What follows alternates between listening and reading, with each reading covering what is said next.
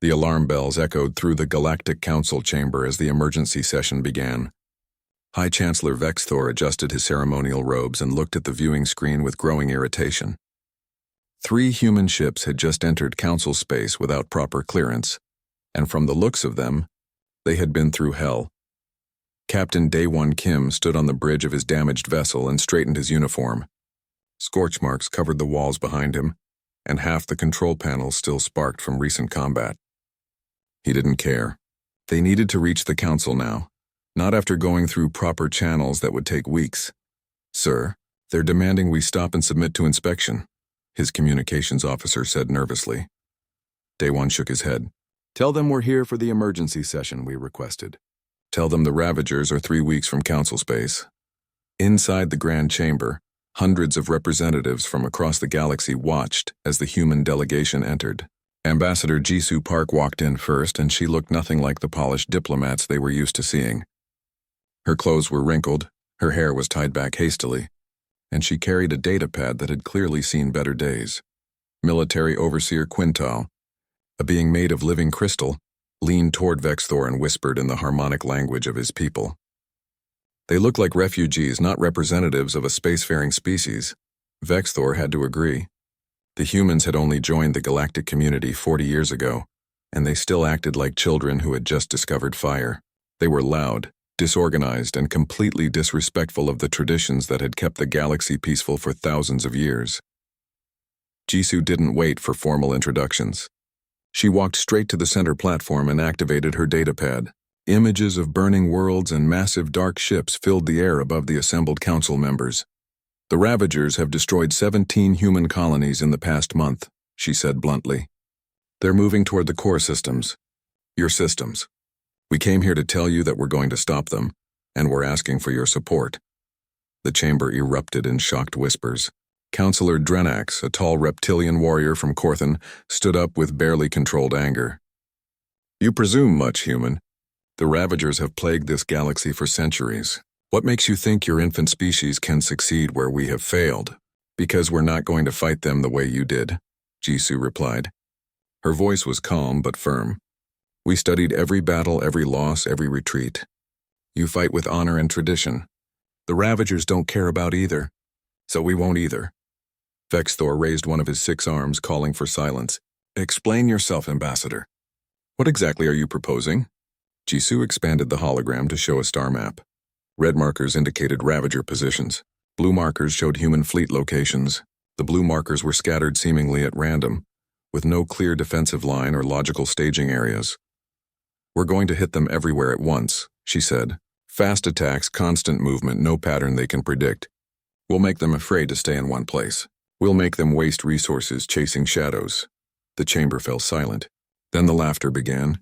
It started with a few nervous chuckles and grew into full bellowing from several delegates. Even Quintal, normally composed, let out a sound like wind chimes clashing together. "This is madness," Drenax said between laughs. "You describe chaos, not military strategy. The Ravagers are organized, disciplined, and vastly more experienced than your species. You would be slaughtered within days." Jisoo waited for the laughter to die down. Her face showed no emotion. "We're doing this with or without council approval. I came here as a courtesy and to request that you keep your fleets away from the combat zones. We don't want accidents."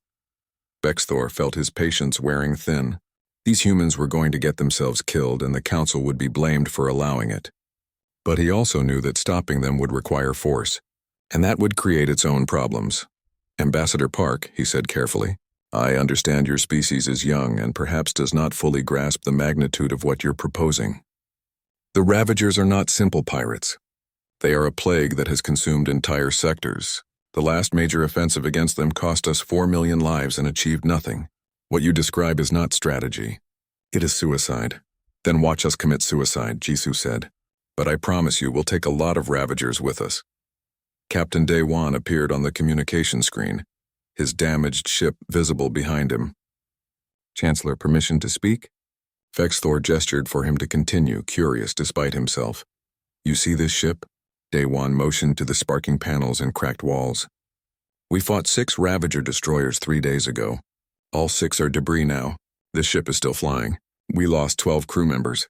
They would have lost 1,200 if our positions were reversed. That's not luck. That's knowing how to fight. Quintal's crystalline form pulsed with an amber glow, the color of deep skepticism. And what makes humans such superior warriors?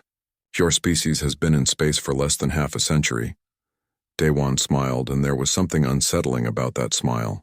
We've been fighting each other for 10,000 years, Overseer. We've had every kind of war you can imagine. We've made every mistake 1,000 times. The Ravagers are tough, mean, and scary, but they're not creative. They follow patterns. And patterns can be broken. The chamber erupted in argument. Some delegates wanted to forbid the human action entirely. Others suggested providing minimal support. A few, very few, wondered if perhaps the humans knew something the council didn't. Finally, Vexthor called for order and made his decision. The council will allow humanity to proceed with its campaign. We will provide no support as you have requested none. We will monitor the situation closely, and when your fleet is destroyed, we will mount a proper rescue operation for your survivors. Jisoo bowed slightly, a gesture she had learned was proper in council chambers. Thank you, Chancellor. We won't need rescuing. As the human delegation left, Quintal approached Vexthor. You're letting them die. I'm letting them learn, Vexthor replied. Perhaps a harsh lesson will teach them humility before they provoke something even worse than the Ravagers. On the bridge of his ship, Daewon watched the council station grow smaller on the viewing screen. His first officer, a woman named Yoonji Choi, stood beside him. They think we're fools, she said quietly. Good, Daewon replied. Let them think that. The Ravagers will think it too. By the time anyone figures out what we're really doing, it'll be too late. The 3 human ships jumped to faster than light speed, leaving the council space behind. In the war room back on Earth, Admiral Hyunwoo Lee looked at the star charts and allowed himself a small smile. The pieces were in motion. The chess game had begun, and the other players didn't even know they were playing chess. They thought humans were reckless. They thought humans were inexperienced. They thought humans were charging blindly into certain death. They were wrong about all of it, but they wouldn't realize that until it was far too late to stop what was coming. The Council observation ship maintained a safe distance from the human fleet, exactly as regulations required. Inside, Commander Thelvon of the Velnar species watched the tactical displays with growing confusion. 5 days into the human campaign and nothing made sense. They're breaking formation again, his tactical officer reported. 3rd time in 2 hours. Thelvon clicked his mandibles in frustration. The human ships scattered across the system like leaves in wind. No coordination, no clear command structure. It was chaos. Beautiful, terrible chaos that somehow kept working. Admiral Hyunwoo Lee stood in the command center of the human flagship, surrounded by holographic displays. Each showed a different part of the battlefield. His face was calm, almost bored, as he watched the carefully planned disorder unfold exactly as designed. Group 7, break left and engage those cruisers, he said. Group 3, ignore the destroyers and go straight for their supply depot. Group 12, I want you to start your attack run, then abort halfway and retreat at maximum speed. The young officer at the communication station hesitated. Sir, Group 12 asks why they should retreat from an attack they're winning. Tell them because I said so, Hyunwoo replied. And remind them that every question they ask on open channels is being heard by the enemy. The officer nodded and relayed the message. On the observation ship, Thelvon recorded everything. His reports back to the council grew more alarmed with each passing day. 3 systems away, Commander Yoonji Choi led a strike team through the corridors of a Ravager supply station. Her team moved fast, planting charges on key systems but avoiding the main reactor. Behind her, a young soldier named Taeyang Shin monitored his scanner. Ma'am, there are 300 Ravagers still on this station, he whispered. Shouldn't we evacuate more of the civilians first? No time, Yoonji replied. Plant your charges and move. We're not here to save everyone. We're here to send a message. The charges detonated as the human ships cleared the blast radius. The station didn't explode completely. It broke apart slowly, giving the Ravagers time to evacuate most of their personnel. To any observer, it looked like the humans had miscalculated the explosive yield, but Yoonji smiled as they jumped away. The Ravagers would tell stories about how the humans almost killed them all. Fear was a weapon sharper than any blade. Back on the council observation ship, Thelvon compiled his daily report. His appendages trembled slightly as he spoke into the recorder. Day 8 of observation. Human tactics remain incomprehensible. Today they won a major engagement against a Ravager battle group, then retreated before claiming the territory. They left behind damaged ships that could have been salvaged. Their casualty rate is somehow only 0.7%, despite engaging in close-range combat that should have been devastating. I cannot explain how they are surviving, let alone winning. High Chancellor Vexthor read the report in his private chambers. He called for Military Overseer Quintal immediately. "This doesn't make sense," Vexthor said, his voice tight with concern. "They're fighting like drunk children, but they're winning. How?" Quintal's crystalline form pulsed with deep blue confusion. "I have reviewed all combat footage. The humans violate every principle of warfare. They divide their forces when they should concentrate. They retreat when they should press advantages. They attack strong points while ignoring weak ones. By every measure, they should be annihilated. Yet they're pushing the Ravagers back." On the bridge of a Ravager command ship, War Leader Kreth stared at the tactical display with growing unease. 3 weeks ago, the Ravagers controlled 15 systems in this sector. Now they held 9, and that number was dropping. "What are these creatures?" he growled. "They attack from every direction. When we reinforce one position, they abandon their attack and strike somewhere else. When we set traps, they ignore them. When we prepare defenses, they slip through gaps that shouldn't exist." His second-in-command, a scarred veteran named Vex, shook his head. "They don't fight like any species I've encountered. There's no pattern, no logic. It's as if each ship operates independently with no central command." "That's impossible," Kreth snapped. "No fleet can function that way. There must be a pattern. Find it." But there was a pattern, and it was hidden in plain sight. In the Human Command Center, Admiral Hyunwoo Lee reviewed the psychological profiles his team had compiled over years of careful study. Every species had patterns in how they thought, how they reacted to stress, how they made decisions under pressure. The Ravagers were predators. They thought like pack hunters. They expected prey to run in predictable ways, to bunch together for safety, to make desperate last stands in defendable positions. So the humans did none of those things. Science Officer Taeyang Shin presented his latest analysis to the command staff. The Ravagers are getting increasingly erratic in their movements. They're abandoning positions that are still defensible. They're requesting reinforcements that they don't actually need. The psychological pressure is working. Commander Yoonji Choi studied the data. "What about their communication patterns?" "Increasing exponentially," Taeyang replied. "They're confused, maybe even frightened. They keep reporting that they can't predict our movements. Several commanders have been replaced for incompetence, but the new ones do know better." Captain Daewon Kim, freshly returned from a raid on a Ravager outpost, joined the briefing. His uniform was still dirty from combat. "They're starting to hesitate before engaging us. That's new. Last week they would attack on sight. Now they're waiting to see what we do first." Hyunwoo nodded slowly. "Good, fear is settling in. Continue the pressure. No patterns. No predictability. No mercy." On the Council observation ship, Thelvon received a priority message from the High Chancellor himself. He was ordered to increase surveillance and determine exactly how the humans were achieving their victories. The Council was considering emergency military intervention if the situation became too unstable. Thelvon tried. He recorded everything, analyzed every battle, and interviewed human personnel whenever possible. But the humans were friendly and unhelpful in equal measure. They answered questions with jokes or vague explanations about keeping things flexible and adapting to circumstances. The truth was that the humans were sharing almost nothing of value with their observers. Every report Thelvon sent back to the Council contained accurate data, but incomplete understanding. He described symptoms without diagnosing the disease, and in the Council chamber, that incomplete information was causing panic. "They're going to get themselves killed," Councillor Drenax insisted during an emergency session. "Their tactics are insane. They're succeeding through blind luck, and luck always runs out." Ambassador Jisoo Park, attending the session via hologram, simply shrugged. "If you say so, Counselor.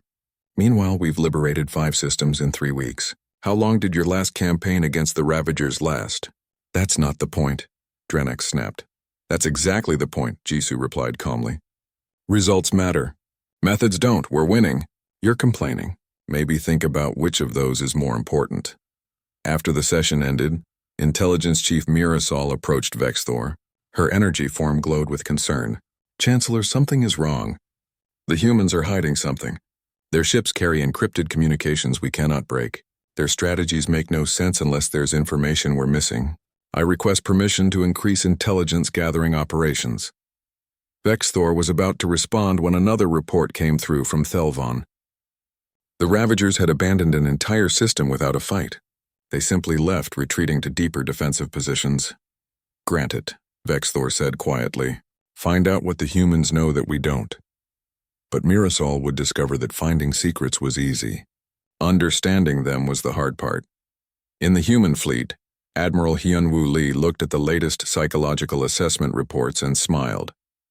The Ravagers were breaking exactly as predicted.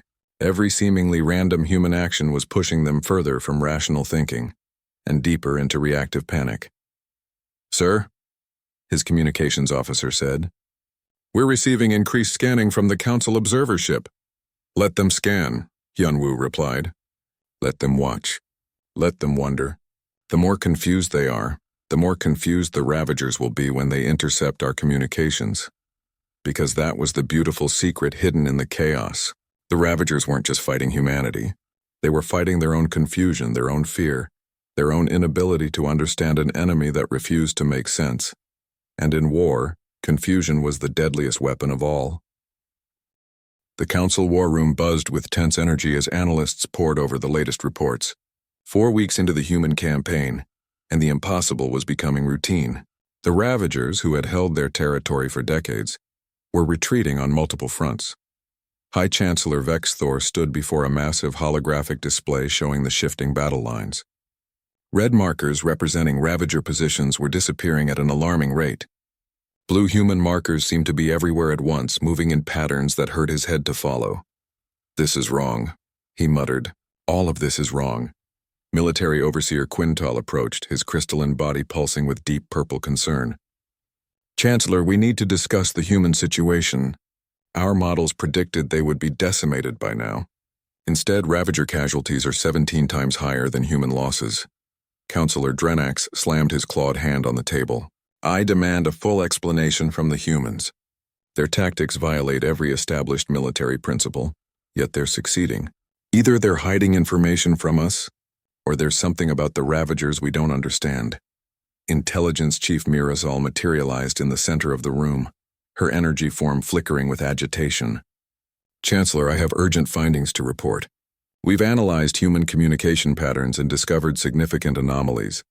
Vexthor gestured for her to continue. The humans are conducting 3 separate communication networks, Mirasol explained. One is the standard fleet channel we're monitoring. One is heavily encrypted and we cannot access it. But the third is the most interesting.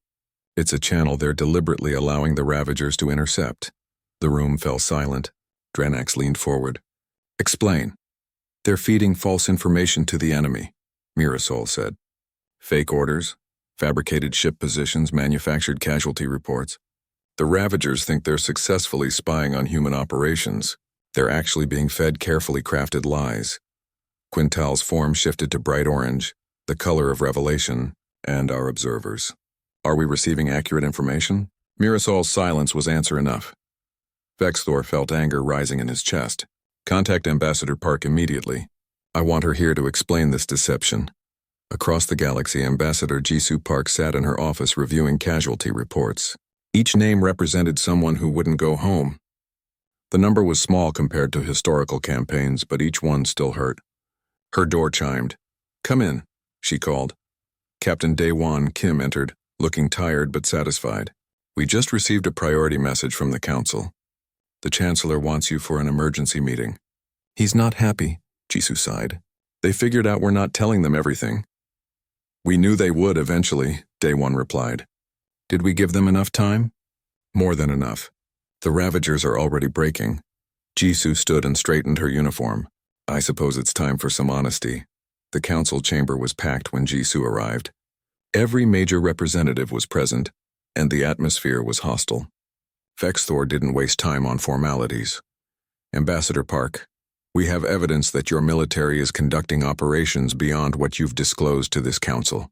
We have evidence that you've been manipulating information. We demand a full explanation.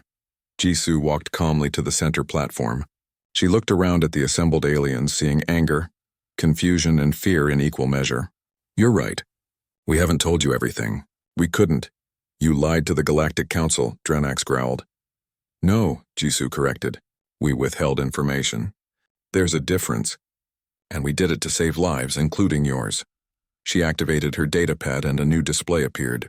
It showed a map of Council space with lines indicating communication intercepts. The Ravagers have been monitoring Council communications for years.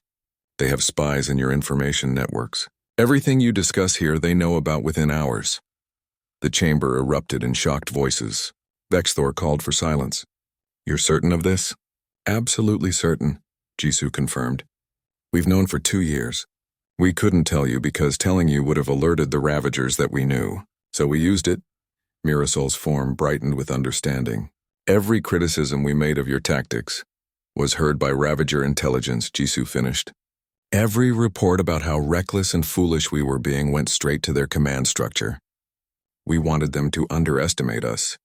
We wanted them to think we were stupid, because overconfident enemies make mistakes. The display changed to show Ravager military communications that the humans had intercepted. The translations scrolled past and they were revealing. Ravager commanders calling humans mad animals, describing human tactics as random chaos, predicting easy victories. They thought we were prey, Jisoo said quietly. They thought we were weak. We encouraged that belief. And while they were laughing at us, we were destroying them. Young Soo Beck, a human intelligence officer, appeared on the screen.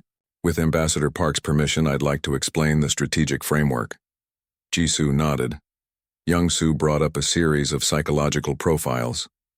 We've spent 5 years studying Ravager behavior, culture, and military history. They're predators. Their entire society is built on hunting, stalking, overwhelming prey. They're excellent at reading patterns because that's how they hunt. Animals follow patterns. Prey species bunch together. They run in predictable directions. They defend specific territories. He brought up combat footage showing human ships in what looked like complete disorder. So we made sure to not be animals. We broke every pattern. We attacked and retreated randomly. We ignored valuable targets. We defended worthless positions. We made ourselves incomprehensible. But why retreat from winning battles? Quintal asked, his scientific curiosity overriding his anger. To prevent them from learning, Young-Soo explained. Every time we pressed an advantage to completion, they would learn how we fight. So we won just enough to hurt them, then disappeared before they could analyze our tactics. It drove them crazy. Commander Yoonji Choi joined the briefing from her ship. We've been running a psychological warfare operation from day one. Every action was designed to create stress, confusion, and fear. The Ravagers are predators, but predators can be spooked. We just needed to become the bigger, stranger predator. Researcher Bora Han appeared next, a small woman with kind eyes that held steel beneath. I've been analyzing Ravager command communications. They're displaying classic signs of institutional confusion. Multiple commanders have been executed for failure. Their rigid command structure is collapsing under pressure. They don't know what to do when their hunting tactics don't work. The council chamber was silent as the pieces fell into place. Vexthor felt a strange mixture of anger and respect. You used us. Our criticism, our doubt, our reports. You weaponized our skepticism. Yes, Jisoo said simply. I apologize for the deception, but I won't apologize for the results. We've liberated 22 systems. We've destroyed 40% of Ravager military capacity, and we've lost less than 300 personnel. Your last campaign against the Ravagers cost 4 million lives and accomplished nothing. Drenax stood slowly. You're telling us that every foolish action, every reckless decision was calculated? Every single one, Jisoo confirmed. Admiral Hyunwoo Lee has been running combat simulations for 3 years. We predicted Ravager responses with 92% accuracy. The other 8% we adapted to in real time. Mirasol drifted forward. The encrypted communications we couldn't break. What are those? Actual tactical coordination, Young-Soo replied. The chaos you see is carefully choreographed. Every ship knows exactly what it's supposed to do and when. But from the outside, it looks like random panic. That's the point. Vexthor sat down heavily. How long have you been planning this campaign? Since before we joined the council, Jisoo admitted. We knew the Ravagers would come for us eventually. We've been preparing for this war since we reached space. Everything we learned about the galaxy, every species we met, every battle we studied, it all fed into this plan. The Chancellor looked at the star map showing human victories. What happens now? Now, Jisoo said, we finish it. The Ravagers are broken psychologically. They're retreating, not because they have to, but because they're afraid. In another 3 weeks, they'll be pushed out of Council space entirely. In 2 months, they won't be a threat to anyone. Quintal's form pulsed with grudging amber respect. You're not reckless. You're the opposite of reckless. You're the most carefully calculating species I've ever encountered. Jisoo smiled slightly. We're both. That's what makes us dangerous. We can plan for years, then throw the plan away and improvise if needed. We can be disciplined soldiers or creative chaos as the situation demands. Flexibility is our greatest weapon. Vexthor stood and looked at Jisoo directly. You've made your point, Ambassador. And you've earned something that few species achieve.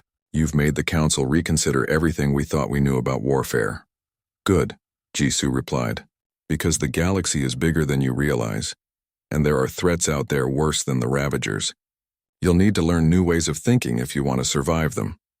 As the meeting ended, Drenax approached Jisoo privately. I underestimated your species. That was a mistake I won't repeat. The Council enforcement team arrived at the captured Ravager facility with military precision. 6 weeks into the human campaign, this was the first time they'd been able to secure an intact enemy position. The humans had deliberately left it operational, and now the Council was about to discover why. Commander Thelvon led the interrogation team into the holding cells. The captured Ravagers looked different from what he expected. They weren't defiant warriors. They looked broken, their eyes darting nervously at every sound.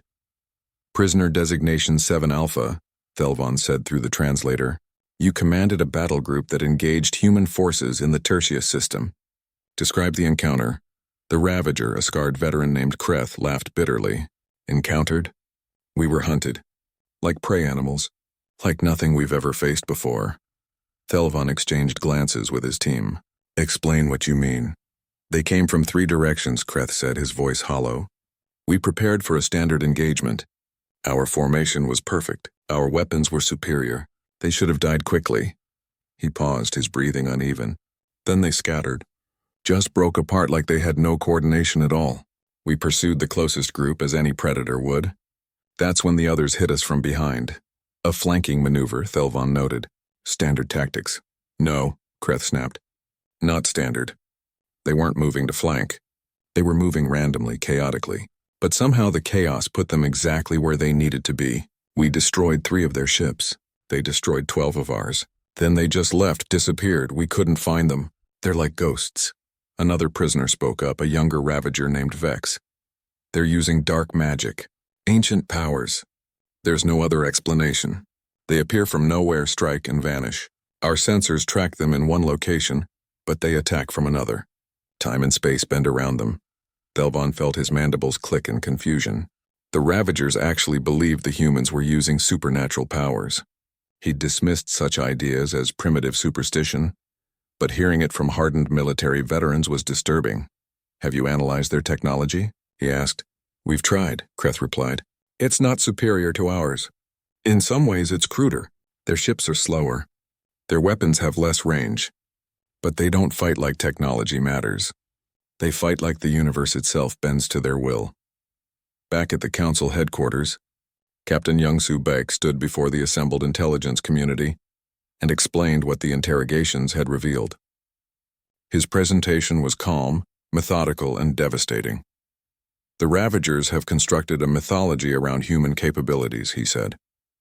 They call us chaos spirits in their own language. They believe we can manipulate probability, that we exist partially outside normal reality. Some of their religious leaders are claiming we're punishment sent by their gods. Intelligence Chief Mirasol flickered with fascination. But you've done nothing supernatural. You've simply fought effectively. Exactly, Young-Soo confirmed. But the Ravagers can't accept that. Their entire worldview is built on the idea that they're the apex predators. They can't psychologically process a prey species defeating them through normal means. So they've invented supernatural explanations. He brought up another set of data. We've been encouraging this belief. Every time we engage them, we make sure to do something that seems impossible by their understanding. We attack from angles their sensors say are empty. We coordinate actions across distances too vast for light-speed communication to explain. We achieve victory ratios that their mathematical models say cannot exist. Researcher Bo-Ra Han joined the presentation. Her specialty was xenopsychology, and she'd been studying the Ravagers for years.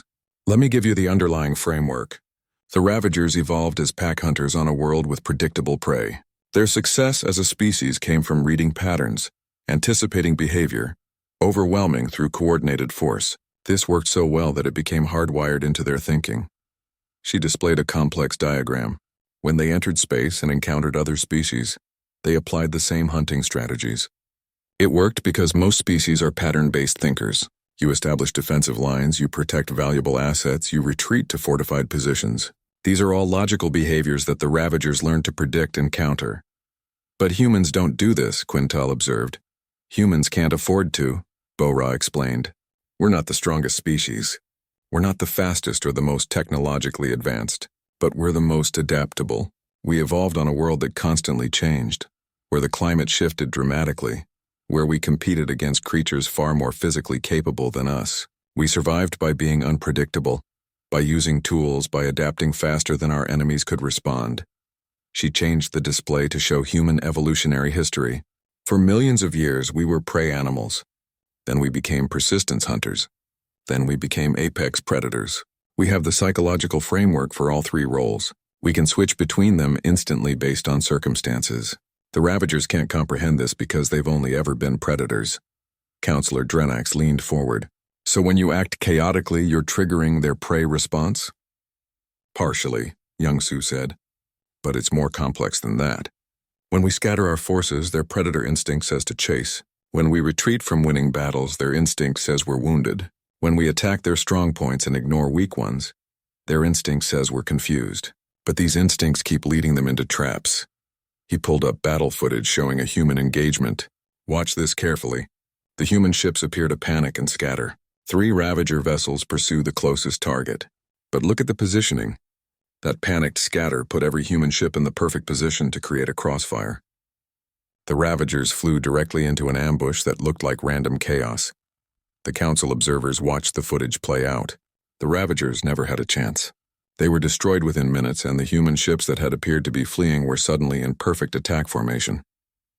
This is deliberate, Vexthor said slowly. Every action is calculated. Every action is calculated to appear uncalculated, Bo-Ra corrected. That's the key. If we fought with obvious tactics, the Ravagers would adapt. They're not stupid. But we fight with tactics that look like we have no tactics at all. It creates cognitive dissonance. Their brains literally cannot process what's happening. Admiral Hyun-Woo Lee appeared on the communication screen from his flagship.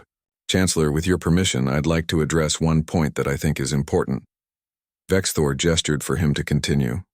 You keep asking how we know what the Ravagers will do, Hyun-Woo said. The answer is simple. We've been studying them for 20 years. Before we ever joined the galactic community, we were watching, learning, analyzing. We built psychological profiles on every species we could observe. The Ravagers were always going to be a threat to us. We're the kind of species they love to prey on, new, weak, isolated. So we prepared. He brought up a massive database. This contains every recorded Ravager engagement for the past 200 years. Every battle, every raid, every skirmish. We've analyzed them all. We know how they think, how they react, what they fear. We built an entire military doctrine around defeating them specifically. Commander Yoonji Choi joined the communication, and we've been testing that doctrine in simulations for years. Every engagement we've fought against the Ravagers was practiced hundreds of times before we ever encountered them in reality. We predicted their responses with 92% accuracy. The other 8% we improvised. That level of preparation seems excessive, Drenax observed. That level of preparation is survival, Hyun-Woo replied bluntly. We're a young species in a dangerous galaxy. We don't have the luxury of learning through failure. We study, we prepare, and we execute with precision hidden beneath apparent chaos. Captain Daewon Kim stood up in the council chamber. He'd been silent during most of the presentation. I want to address something that hasn't been discussed. You're all focused on how we defeated the Ravagers, but you should be asking why we use psychological warfare instead of conventional tactics. Why did you? Mirasol asked. Because we were thinking 20 years ahead, Day One said. If we'd beaten the Ravagers through conventional military superiority, what would that teach the galaxy? That humanity can build bigger weapons. That we're strong. That we're a military threat, he let that sink in. But by beating them through psychology, through adaptability, through understanding our enemy better than they understand themselves, we teach a different lesson. We teach that humanity is worth listening to, that we see things others miss, that we can solve problems that seem impossible. This makes us valuable allies instead of feared enemies. The council chamber was silent for a long moment. Finally, Vexthor spoke. You've been manipulating us from the beginning. We've been showing you who we are, Day One corrected. We're strategic thinkers. We're long-term planners. We're adaptable and creative. These are the qualities we want the galaxy to associate with humanity. Not just brute strength. Youngsu added one final point. And we've been doing all of this while letting you watch. We could have hidden our methods completely. The Galactic Council chamber was packed for the final briefing. 8 weeks had passed since humanity launched its campaign against the Ravagers. The war that experts predicted would take years was over. The war that should have cost millions of lives had claimed fewer than 400. High Chancellor Vexthor stood before the assembled representatives and struggled to find the right words. Finally, he simply gestured to Ambassador Jisoo Park. The floor is yours, Ambassador. I believe we all owe you an explanation, or perhaps you owe us one. Jisoo walked to the center platform with Captain Daewon Kim and Admiral Hyunwoo Lee beside her. Behind them, holographic displays showed the final battle statistics. The numbers were staggering. 8 weeks ago, you told us we were being reckless, Jisoo began. You predicted we would be destroyed within days. You prepared rescue operations for our survivors. Today, I'm here to tell you that the Ravager threat is over. They've retreated beyond the edge of known space. They won't return in our lifetimes. She brought up a star map. Every system that had been under Ravager control was now marked in blue. 38 systems liberated. 63% of Ravager military assets destroyed or captured. Enemy casualties exceed 200,000. Human casualties total 374. The council chamber erupted in shocked murmurs. Councillor Drenak stood slowly. That casualty ratio is impossible. Even with superior technology, even with perfect tactics, losses should be closer to equal. You're right, Admiral Hyunwoo said. If we'd fought a conventional war, we would have lost tens of thousands. But we didn't fight a conventional war. We fought a psychological war. And in psychological warfare, the enemy defeats themselves.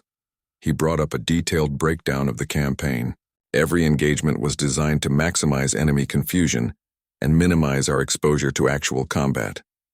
We attacked supply lines instead of military targets. We destroyed infrastructure instead of engaging their fleets directly. We made them chase us across empty space while their supplies ran out. Commander Eun-ji Choi appeared on the screen from her ship. We also attacked their morale systematically. We broadcast surrender terms that were deliberately insulting. We sent medical supplies to their wounded with notes saying we pitied them. We let survivors escape so they could tell stories about how terrifying humans are. Each action added to their psychological collapse. Researcher Bo Rahan displayed her psychological analysis. The Ravagers reached a breaking point 3 weeks ago. Their command structure was in chaos. Commanders were being executed for failure at a rate that made rational military planning impossible. Their troops were refusing orders. Several ships mutinied. The final retreat wasn't a tactical decision. It was a panicked flight. You broke them, Intelligence Chief Mirazal said, her energy form pulsing with fascination. You didn't just defeat them militarily. You shattered their entire culture. That was the goal, Youngsu Baek confirmed. Military defeat is temporary, but psychological trauma lasts generations. The Ravagers won't threaten the galaxy again because they've internalized a belief that they can't win. They've constructed an entire mythology around human capabilities. They believe we're supernatural beings that exist outside normal reality. He pulled up intercepted Ravager communications. The translation showed religious councils debating whether humans were demons or spirits. Military commanders resigned en masse, claiming they couldn't fight against chaos magic. Civilian populations demanded their leaders make peace before the humans destroyed their entire species. This is the power of asymmetric warfare, Jisoo explained. We couldn't match the Ravagers in conventional military strength. They have more ships, older technology, and centuries of combat experience. But none of that mattered because we weren't fighting their strengths. We were exploiting their weaknesses. Captain Daewon brought up a presentation titled, The Architecture of Victory. Let me walk you through how this campaign was designed. It started 20 years ago when humanity first learned about the Ravagers. We immediately began the longest intelligence operation in our history. The display showed timelines and data collection points. We studied every available record of Ravager behavior. We analyzed their military engagements. We examined their cultural artifacts. We interviewed refugees from species they'd conquered. We built a comprehensive psychological profile of their entire civilization. That level of preparation is unprecedented, Military Overseer Quintal observed, his crystalline form glowing with respect. That level of preparation is standard for humanity, Daewon replied. We know we're not the strongest or the fastest or the most advanced species. So we compensate by being the most thorough. We study, we prepare, and when we finally act, we do it with complete confidence because we've already fought the war 1,000 times in simulations. Admiral Hyunwoo took over the presentation. The strategy had 4 layers. First, conventional military pressure to keep them off balance. Second, psychological operations to break their morale. Third, information warfare to disrupt their decision-making. Fourth, strategic deception to make them defeat themselves. He showed specific examples of each layer in action. When we attacked their supply depots, that was Layer 1. When we broadcast surrender terms designed to insult them, that was Layer 2. When we fed false intelligence through council channels we knew they were monitoring, that was Layer 3. And when we retreated from winning battles to make them think we were incompetent, that was Layer 4. All happening simultaneously, Jisoo added. At every moment of the campaign we were operating on multiple levels. The Ravagers saw chaos. We saw a carefully orchestrated symphony of psychological pressure, Commander Yunji continued.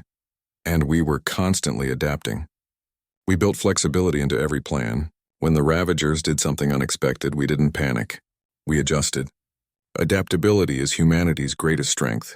We can be rigid or flexible as the situation demands. Science Officer Tai Yang Shin presented the xenobiological analysis. The Ravagers evolved as pack hunters. Their brain structure is optimized for pattern recognition and coordinated group tactics. This made them incredibly effective against species that think in patterns. But humans don't think in just one way. We can be logical or intuitive, predictable or chaotic, individual or collective, depending on what's needed. You're describing a species without a fixed nature, Vexthor said slowly. Exactly, Taeyang confirmed. Humans are definition resistant. We can be warriors or diplomats, scientists or artists, predators or nurturers, often all at the same time.